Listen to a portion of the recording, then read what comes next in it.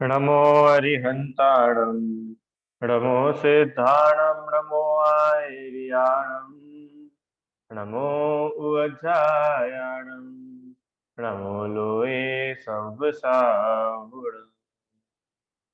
जय बोलिए अनंत अनंत परम सिद्ध भगवान की जय।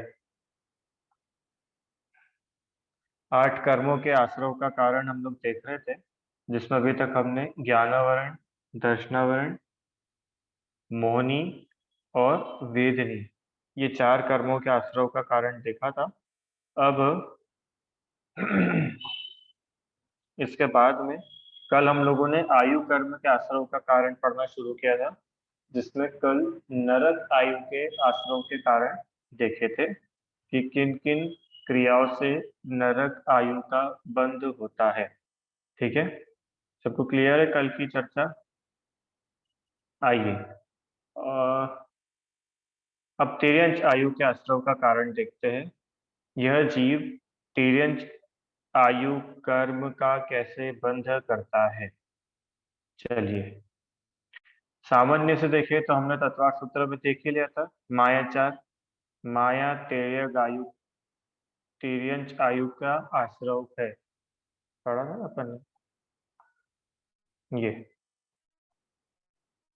माया तिर्यंच आयु का आश्रव है, ये अपन तत्वार सूत्र, अब सूत्र है तो सूत्र में तो शॉर्ट फॉर्म ही रहेगा।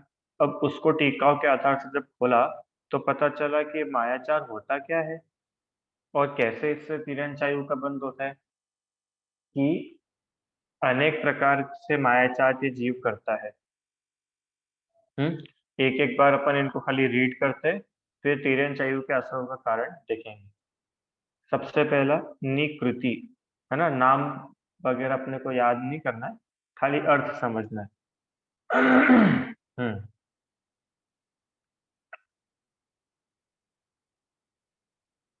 निकृति मतलब किसी कार्य के विषय में जिसके अभिलाषा उत्पन्न हुई, ऐसे मनुष्य का दूसरों को फंसाने का जो चातुर्य है।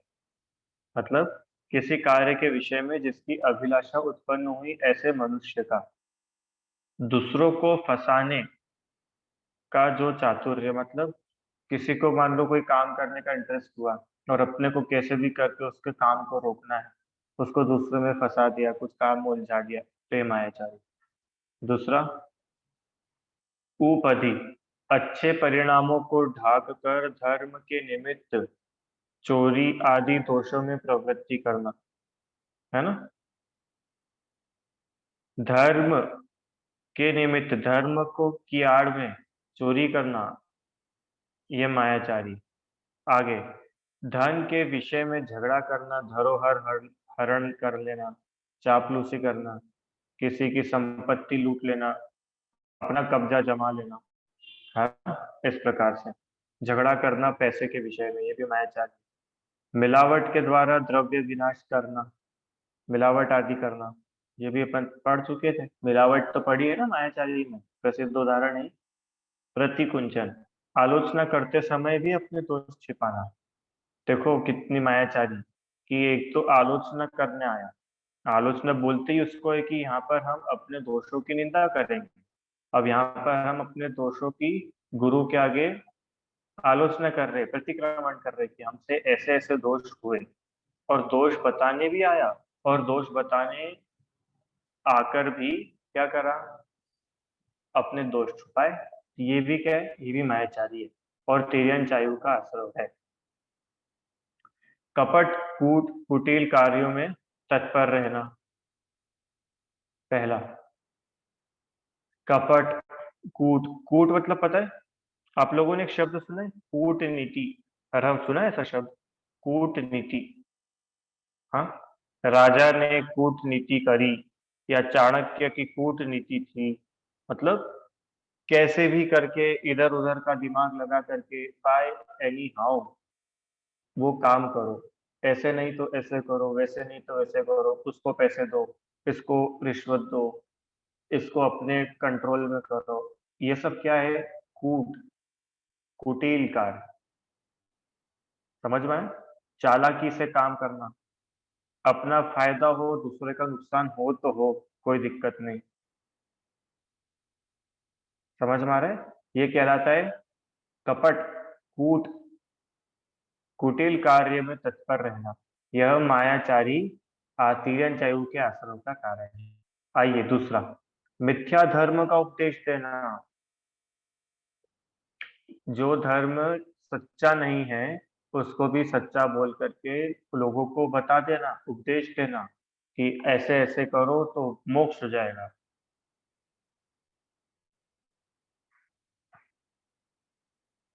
ऐसे ऐसे करो तो क्या होगा?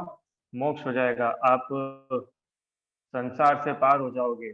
आप तो बस इस नदी में डुबकी लगा दो, आपके सारे अ, आप तो बस इस नदी में डुबकी लगा दो, आपके सारे पाप धुल जाएंगे। ये सब क्या है? ये सब क्या है? ये मायाचार है। गंगा में डुबकी लगाने से आपके सारे कर्म धुल जाएंगे। अब आपने मिथ्या धर्म का उपदेश दिया है, ऐसा उपदेश देने वाला जीव तिर्यंच बनता है। ठीक है, आइए, शील रहित पना होना, शील का पालन नहीं करना। आप और हम लोग शील का पालन करते कि नहीं करते, मेरा प्रश्न है सबसे। क्यों? कि नहीं सर, हम ब्रह्मचारी थोड़ी है। अरे ब्रह्मचर्य तो अलग बात है, यहाँ तो सामान्य शील की बात है। हम्म, ठीक है, अब आ गई आवाज। हाँ, ऑडियो कनेक्ट नहीं किया था, वहाँ ऑडियो कनेक्ट करना रहता है। ठीक है, हम लोग तिर्यंच आयु के आश्रम का कारण देख रहे थे। तो पहला तो था छल कपट पूर्वक काम करना। दूसरा, मिथ्या, विपरीत, उल्टे धर्म का उपदेश देना, है ना, जो दूसरे ढाल में अपन ने देखा था ना, कुगुरु कुदेव कुधर्म। तीसरा, शील रहित पना होना, इस पर अपनी बात चल रही थी। शील रहित पना मतलब, अरे शील तो हम सभी के जीवन में होना चाहिए। तो क्यों, हम तो ना मुनिराज है, हम कोई आर्यिका थोड़ी है, हम कोई ब्रह्मचारी थोड़ी है, हम तो गृहस्थ है। अरे गृहस्थ है, फिर भी हमारे जीवन में शील होना चाहिए।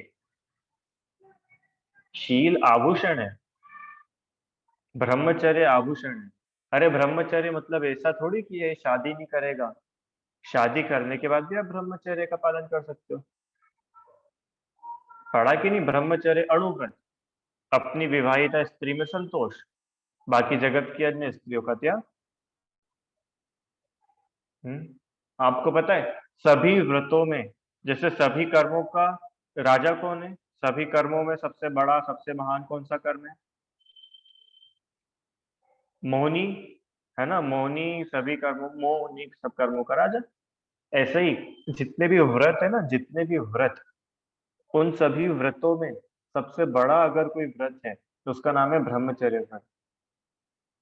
और जितने भी धर्म है, दसों धर्म, वो दसों धर्मों का सार है ब्रह्मचर्य। जब भी वो सबसे आखिरी में है, सबसे आखिरी में ना, उत्तम क्षमा मार्दव आर्जव शौच सत्य संयम तप त्याग आकिंचन और फिर ब्रह्मचर्य सबसे अंत में। क्यों?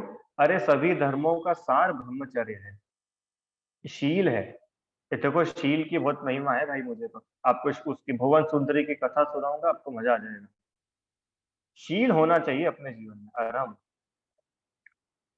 और जिसके जीवन में शील नहीं होता, जिस, अभी लोकल लैंग्वेज में बोले तो कैरेक्टर अच्छा होना चाहिए। ऐसा नहीं चाहे जिसको देखने लग गए, चाहे जिसके साथ घूमने लग गए, किसी के भी गले में हाथ डाल के चलने लगे, किसी की भी फोटो खींचने लगे, किसी को छूने लगे।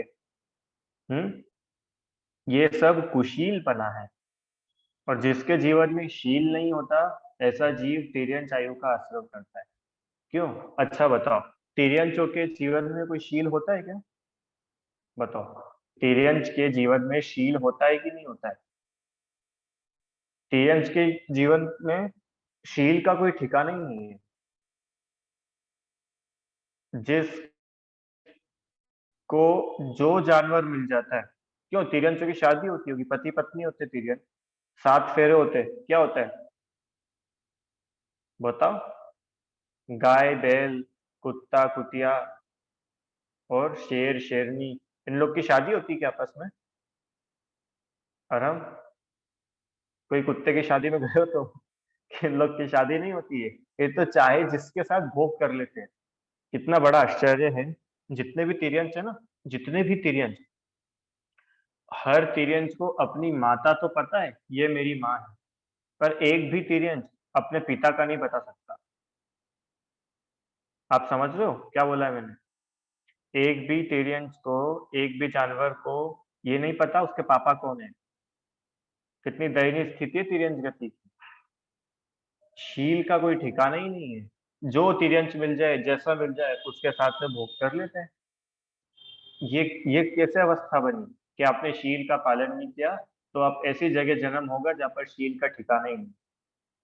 आपको नग्न घूमना है। समझ में आया? चलो, शील हम सबके जीवन में होना चाहिए। इतनी बढ़िया स्तुतियां है, वो पाठ है ब्रह्मचर्य द्वादशी। ब्रह्मचर्य की अद्भुत महिमा आज सुनाओ भली भली। ब्रह्मचर्य बिन जीवन निष्फल, बात कहूँ मैं खरी खरी। ब्रह्मचर्य के बिना जीवन निष्फल। आप देखो, जिसके जीवन में ब्रह्मचर्य नहीं है उसका जीवन कैसा हो जाता है। उदाहरण दूं आपको, आसाराम। उदाहरण सुना है? आसाराम का नाम सुना है कि आप लोगों ने? बच्चों, बड़ों ने तो सुना होगा, बच्चों ने नहीं सुना। आसाराम एक धार्मिक गुरु हुए, ठीक है। बहुत उनके बहुत सारे फॉलोअर्स थे, सब कुछ था। पर उनकी गंदी आदत थी। क्या गंदी आदत थी? उनके जीवन में शील नहीं था। कुशील सेवन करते थे, तो आज जेल में सड़ रहे। और चलो, आसाराम को तो आप लोग नहीं जानते होंगे, रावण को तो सब लोग जानते हैं। बताओ, आज भी इतने वर्षों बाद भी रावण की निंदा क्यों होती है? वो राम से हार गए थे इसके लिए? क्यों? इसके लिए नहीं, कुशील सेवन किया। और कुशील सेवन भी नहीं करा था, कुशील का भाव अकेला बस किया था। सीता को तो छुआ तक नहीं था। तो भी रावण की ये दशा है, आज नरक में दयनीय स्थिति है उस जीव की। इसलिए भैया, ब्रह्मचर्य बिन जीवन निष्फल। ब्रह्मचर्य हम सभी के जीवन में होना ही चाहिए। अरे ब्रह्मचर्य होना, ये तो हमारे लिए आभूषण है। कलंक है क्यों? ब्रह्मचर्य कलंक है कि आभूषण है? आभूषण है। समझ में आया? विचारना भाई सब। और आगे पढ़ेंगे इसके बारे में। आगे, शब्दों द्वारा प्रवृत्ति करके तीव्र मायाचार करना। अब शब्दों द्वारा प्रवृत्ति करके मतलब बातें बनाना। अरे होता है कि नहीं होता ऐसा? मैंने तो आपको बोला ही था, आप मेरी बात ही का मानते हो। देखा, मैंने बोला था ना, ये ऐसे ही करने वाला है। आखिरकार उसने अपना रंग दिखा दिया। हम तो उसको बहुत पहले से ही जानते थे। अब ये क्या है? आप तीव्र मायाचार कर रहे हो अपने शब्दों द्वारा, बोल बोल करके, तीरन चायु का असर। आगे, दूसरे के भावों में भेद, विवाद, शत्रुता पैदा करना। माने दूसरों को भिड़ाना, दूसरों के झगड़े करवा देना, दूसरों के आपस में दुश्मनी करा देना। ये सब मायाचार, तिर्यन चायु के असरों का कारण है। अगला, मिलावट करना। आप लोग मिलावट करते हो कि नहीं करते हो? कि हम तो बिल्कुल मिलावट नहीं करते। अरे मैं बोल रहा हूँ करते हो कि क्या करते सर? हम तो शुद्ध दूध लेते, दूध में पानी भी नहीं डालते। क्यों? अपन का मिलावट करते हैं? और हम कुछ मिलावट करते हैं अपन? मैं अभी प्रूव करके बता दूंगा अपन लोग, आप मिलावट कर रहे कि नहीं कर रहे। अरे शरीर को आत्मा और आत्मा को शरीर मान रहे कि नहीं मान रहे? ये मिलावट हुई कि नहीं हुई? समझ में आया पॉइंट? अरे वो मिलावट तो ठीक है, दूध में पानी डाल दिया, काली मिर्ची में कुछ और डाल दिया, कम भाव के ज्यादा भाव की चीज में कम भाव की चीज मिला दी, सोने में मिलावट कर दी है। बाजार का दूध आता है ना, बाजार के दूध में लोग मिलावट कर देते, क्यों? क्योंकि दूध तो लिमिटेड है, खरीदने वाले ज्यादा है, तो उसमें मिलावट कर दी। पानी मिला दिया, पाउडर मिला दिया, तो दूध बढ़ गया। तो ये तो मिलावट तो सब है ही, ये तो आप सब लोग जानते हो। मैं तो आपको कुछ और बताना चाहता हूँ। सुन रहे हो सब लोग? और हम, क्या मिलावट? देह जीव को एक गिने। ये मिलावट, मिलावट करी कि नहीं, अच्छा बताओ। जो दो अलग अलग वस्तुएं हैं, शरीर और आत्मा, इनको मिला दिया कि नहीं मिला दिया? ये क्या है? मिलावट है। समझ में आया? चलो अगला, दूसरों के उत्तम गुणों को छिपाना और न रहने वाले अवगुणों को प्रकट करना, ये तीरंदाजी का असर का कारण। किसी में कोई अच्छे गुण हो तो आप उसको छुपा रहे हो, सबको बताते नहीं, और कोई बता भी रहा हो तो उसको शांत कर देते हो। किसी और की तारीफ नहीं होनी चाहिए, और तो और उसमें कोई बुराई नहीं है, तो भी मन मन से बना बना करके किसी की बुराई करना, ये क्या है? तीरंदाजी के आश्रव का कारण। समझ में आया क्या? सम्यक दर्शन के 8 अंगों में देखे तो कौन सा अंग है ये, बताओ? उपगुहन, नहीं उपगुहन।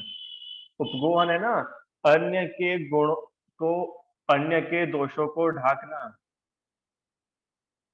है ना।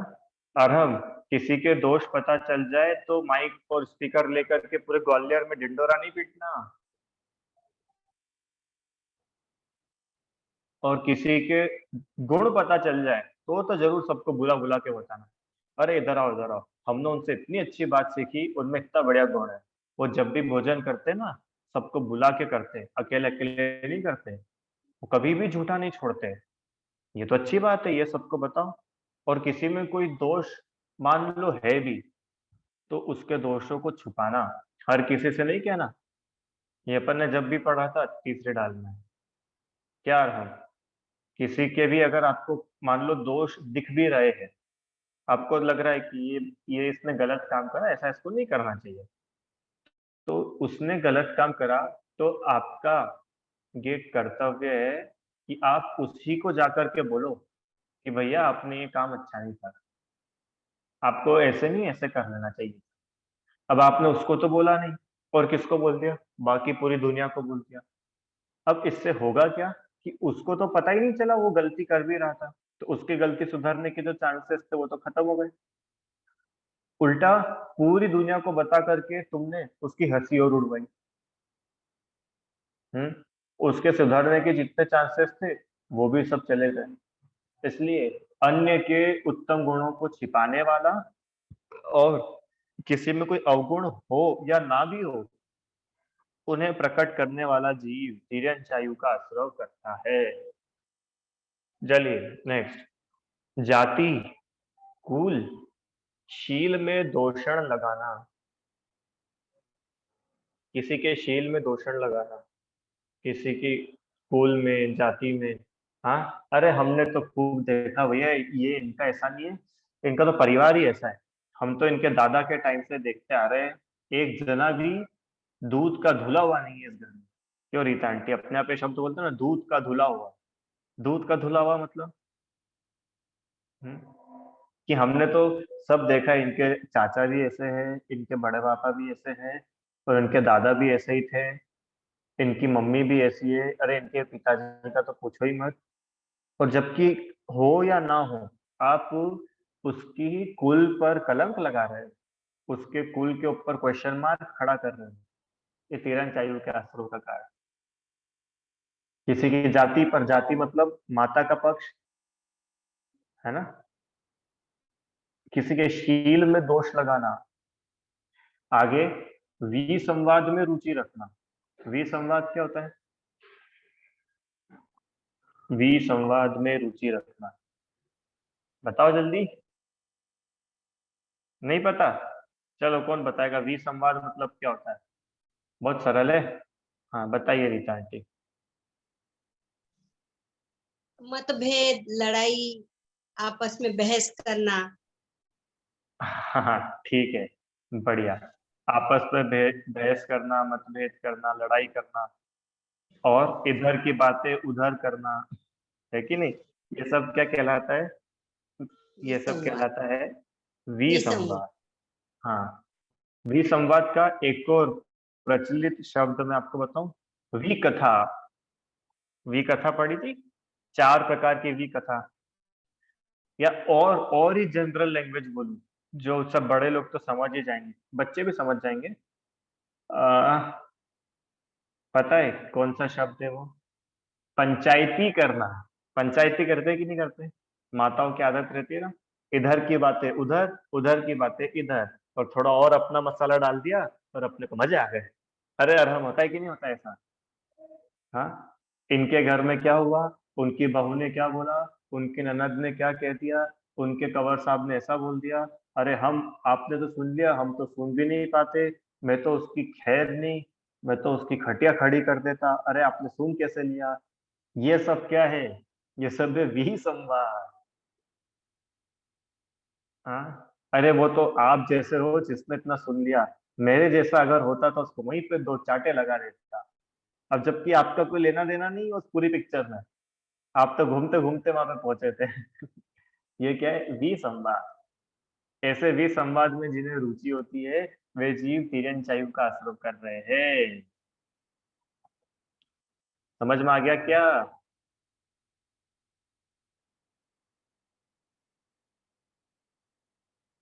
ठीक है, चलो। अब अगला पॉइंट। अगला पॉइंट क्या है? आर्त ध्यान पूर्वक स्मरण करना। देखो, नरक आयु का आश्रय तो था रौद्र ध्यान पूर्वक स्मरण करना, है ना?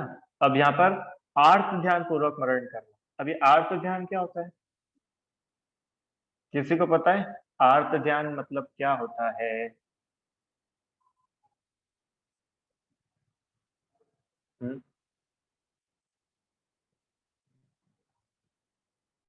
अरहम, और कोई?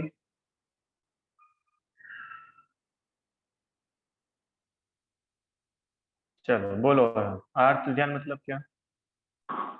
तो ये मेरे ख्याल से संश्लेष परिणाम से मरना, अपने मनुष्य गति या कोई अन्य गति में। नहीं, देखो, संश्लेष परिणाम से मरना तो रौद्र ध्यान था। रौद्र ध्यान के बारे में भी आर्त ध्यान बदले के बारे में। बदले की भावना नहीं। चलो फिर भी अच्छा ट्राई किया। रीता आंटी, बताइए आर्त ध्यान मतलब। बोलिए। विलाप करना, क्रंदन करना, कोई अपना बिछुड़ गया हो तो रोना, या उससे अच्छा, आपको होता है वो। उससे आर्त ध्यान पक्का? ये रौद्र ध्यान होता है कि आर्त ध्यान होता है? आर्त ध्यान होता है? नहीं।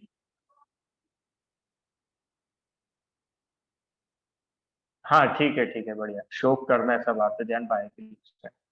चलो, आपको 2 मिनट का मैं आर्त ध्यान पढ़ा दूं। किसको बोलते हैं आर्त ध्यान? ईस्ट, रुको, कहाँ गया?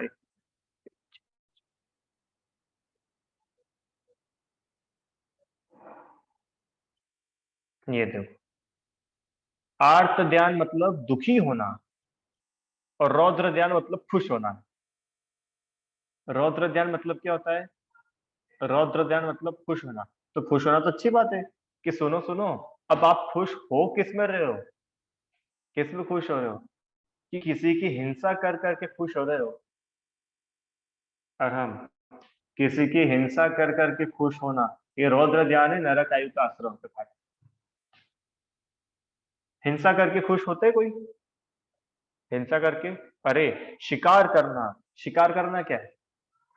अपन ने तीर चलाया और वो हिरण मर गया, मुझे बहुत मजा आया, वाह वाह वाह। ये क्या है? हिंसा में खुशी मानना। समझ में आया? ये रौद्र ध्यान। दूसरा, मृषानंदी, झूठ बोल करके खुश होना। देखा कैसे झूठ बोल करके मैं निकल गया? देखा, इतने स्टाइल से मैंने झूठ बोला, इतने स्टाइल से मैंने बातें घुमाई कि मम्मी को पता ही नहीं चला। क्यों? ये क्या है? रौद्र ध्यान। घर आते सी मम्मी ने पूछा कि कितने नंबर आए मैथ्स में। मैंने तो ऐसी बातें बनाई कि मम्मी का तो सिर चकरा गया और मम्मी भूल ही गई। ये क्या है? रौद्र ध्यान, नरक आयु का आश्रय का कारण है। तीसरा, चोरी करके खुश होना, है ना? अब इसका तो उदाहरण नहीं देना पड़ेगा। चौथा, परिग्रह एकत्रित करने, सुरक्षित रखने में आनंद मानना। मैं खूब परिग्रह इकट्ठा करूं, मेरे पास बहुत अच्छी अच्छी चीजें आ जाए। बहुत कलेक्शन करने की आदत रहती है लोगों को, अलग अलग टाइप का कलेक्शन। और हाँ, अलग अलग टाइप्स का कलेक्शन होता है। कोई पत्थर इकट्ठे रखता है, कोई करेंसीज इकट्ठी रखता है, कोई कोई को तो जूते इकट्ठे करने की आदत होती है, ढेर सारे जूते इकट्ठे कर लो। ये सब क्या है? ये सब रौद्र ध्यान है, नरक आयु के आश्रव का कारण। तो फिर ये आर्त ध्यान किसको बोलते हैं? कि देखो, आर्त ध्यान किसको बोलते हैं? आर्त ध्यान,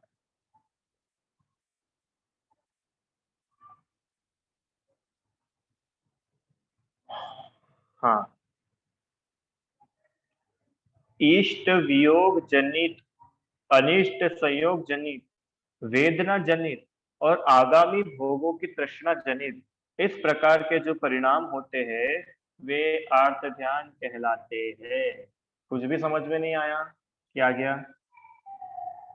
देखो, रौद्र ध्यान में तो ये जीव पाप करके खुश हो रहा था, रौद्र ध्यान। अब आर्त ध्यान में खुश नहीं हो रहा है, ये संक्लेश कर रहा है, दुखी हो रहा है, परेशान हो रहा है। कैसे परेशान हो रहा है? इसका कोई अपना, जिसको ये बहुत चाहता था, जिसको ये बहुत पसंद करता था, वो इससे दूर चला गया, वो और ये अलग अलग हो गए। अब ऐसा, इस सीन को देख करके व्यक्ति खूब दुखी हो रहा है, रो रहा है, बिछोड़, बिलक बिलक करके रो रहा है, आंसू बहा रहा है। ये सब क्या है? आर्त ध्यान। दूसरा,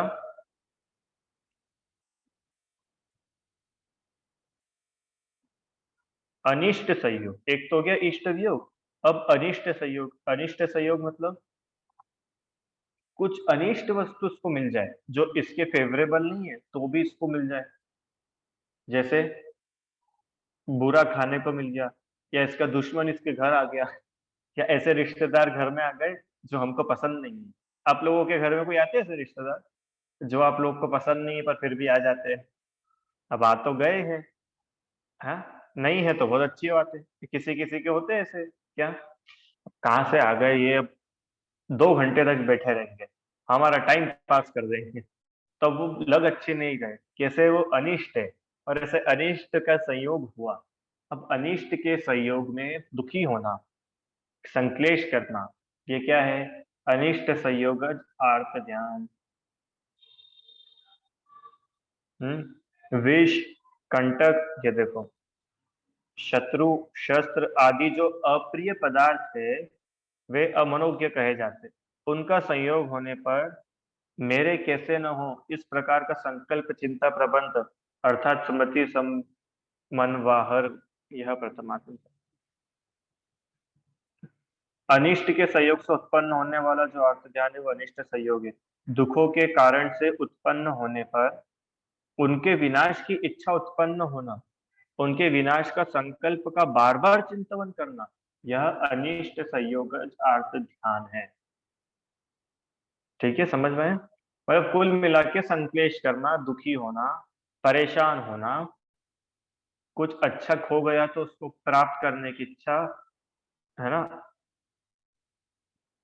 कुछ बुरा मिल गया हो तो उसको दूर करने की इच्छा, कुछ वेदना हो रही हो, दुख, पीड़ा हो रही हो तो बार बार उसकी ओर ध्यान जाना, उसको दूर करना, उससे अपने आत्मा को जोड़ना, ये सब आर्त ध्यान है जो तिर्यंच आयु के आश्रव का कारण है। अब देखो, दूर करने की चिंता, अब आपका प्रश्न हो सकता है कि सर फिर हम डॉक्टर को दिखाने जाए कि नहीं जाए? क्यों? मुझे बुखार आ गया, अब मैं डॉक्टर को दिखाने जाऊं कि नहीं? और कहीं मैं डॉक्टर को दिखाने चला गया तो ये मेरा आर्त ध्यान तो नहीं हो जाएगा? विशुद्धि, समझ में आया? वेदना नाम का आर्त ध्यान। तो वो बोल रहे हैं कि आर्त ध्यान मतलब क्या होता है कि एक तो ये है कि ठीक है, जनरल अवेयरनेस कि मुझे थोड़ा सिर दुख रहा है, थोड़ा पेट दुख रहा है, तो चलो अपन इलाज कर लो। और एक देखो उसमें क्या लिखा है, उसे दूर करने की, उसे दूर करने की क्या करा है हाईलाइट? सतत चिंता। सतत, सतत वर्ड बहुत इंपॉर्टेंट। सतत मतलब कंटिन्यूस, आपका दिमाग उसी उसी में लगा जा रहा है।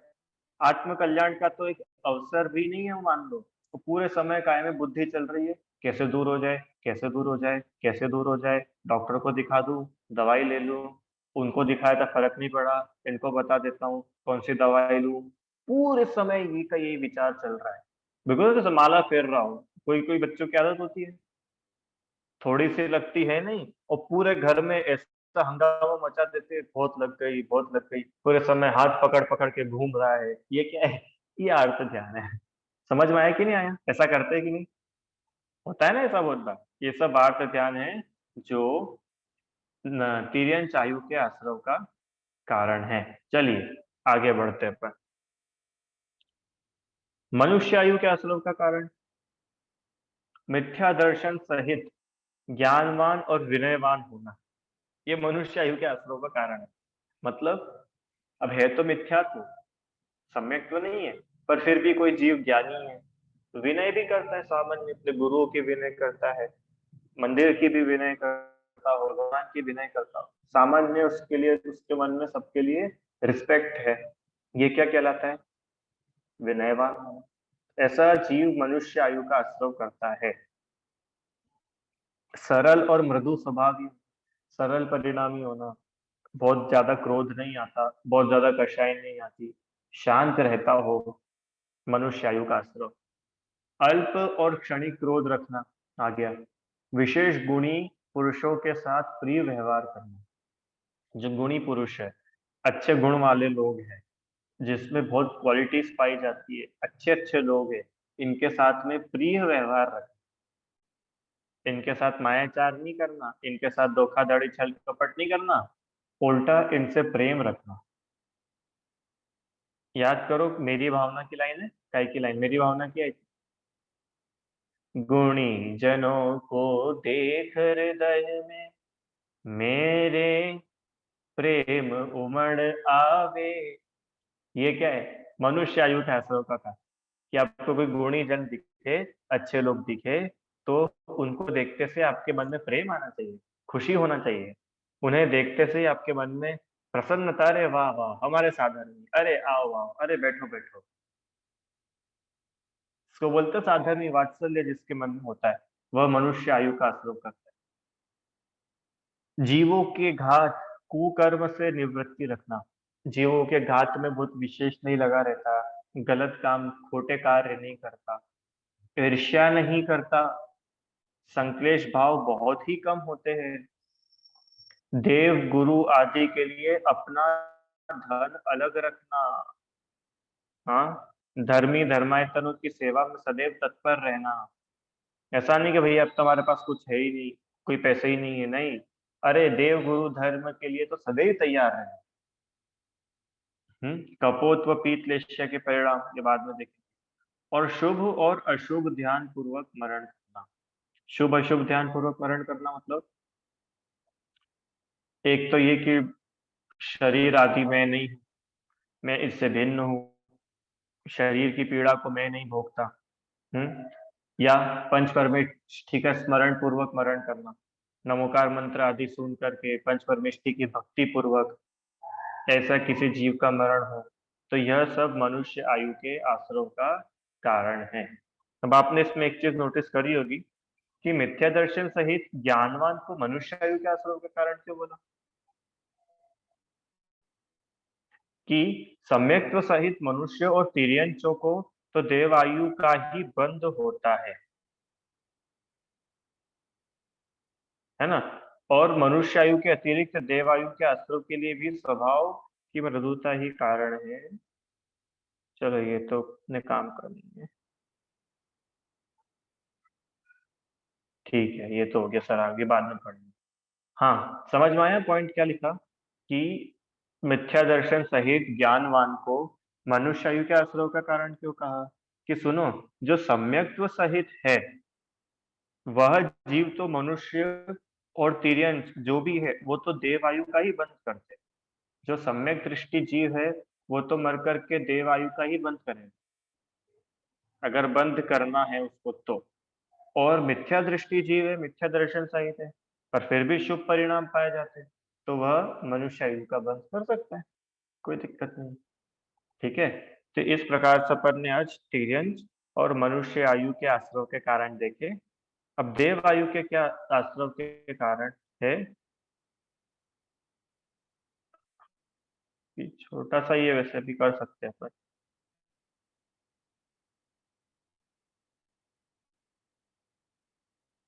चलो ये भी 2 मिनट में कर लेते। देव आयु के आश्रव का कारण, अपने आत्मा के कल्याणकारक मित्रों से संबंध रखना, धर्म के स्थानों का सेवन करना, तीर्थ यात्राएं करना, धर्मशालाओं में रहना, मंदिर जाना, ये सब देव आयु के आश्रव का कारण है। सत्यार्थ धर्म का श्रवण करना, सही धर्म सुनना, धर्म की प्रशंसा करना, स्वाध्याय करना, तप में भावना रखना, तपस्या आदि करना और अत्यंत मंद क्रोध आदि रखना। देखो कषाय तो होंगी, पर बहुत मंद क्रोध आदि कषाय हो, ऐसे जीव के देव आयु का आश्रव होता है। ठीक है, मतलब कुल मिला के सभी शुभ शुभ अच्छे अच्छे बढ़िया बढ़िया परिणाम होना, यह सब देव आयु के आश्रव का कारण है। और शुभ अधिक और थोड़े अशुभ परिणाम भी हो तो मनुष्य आयु का आश्रव, अशुभ परिणाम तिर्यंच आयु, महाअशुभ परिणाम नरक आयु। ठीक है, चलो बोलो आराध्य। इस प्रकार से अपन ने आयु कर्म के आश्रव का कारण देखे। अब कल जो है हम आगे नाम कर्म के आश्रव के कारण देखेंगे। बोलिए क्या प्रश्न है? आपको मेरी आवाज आ रही है? बिल्कुल। मुझे ये पूछना है कि यदि कोई अलग अलग प्रकार की जिनवानी का कलेक्शन रखे तो क्या उससे भी नरक आयु होगी?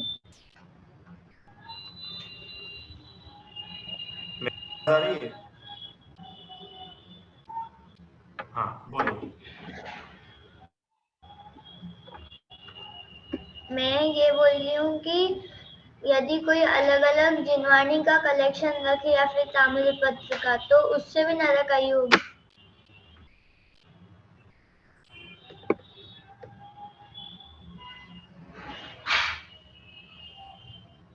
आवाज आ रही है?